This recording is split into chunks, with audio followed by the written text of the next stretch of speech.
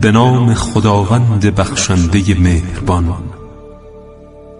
خدایا من از تو میخواهم به حق آن رحمتت که همه چیز را فرا گرفته و با آن نیرویی که همه چیز را به وسیله آن مقهور خویش کرده ای و همه چیز در برابر آن خاضع و همه چیز در پیش آن خار است و به جبروت تو که به وسیله آن بر همه چیز چیره گشتی. خدایا از تو میخواهم به عزتت که چیزی توان ایستادن در برابرش را ندارد و به آن عظمت و بزرگیت که هر چیز را پر کرده و به تسلط تو که بر هر چیز برتری یافته و به ذات پاکت که پس از نابودی هر چیز باقی است.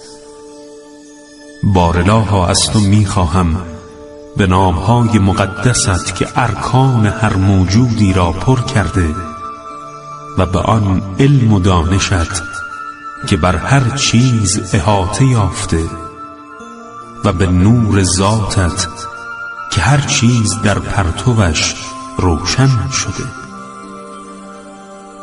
خدای من، ای نور حقیقی، ای منزه از هر عیب و خطا،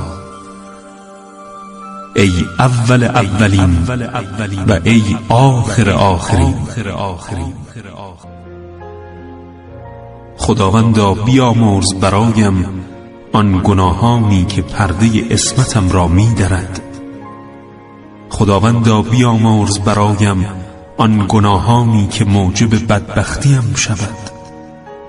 خداوندا بیامرز برایم گناهانی که نعمتها را دگرگون می سازد.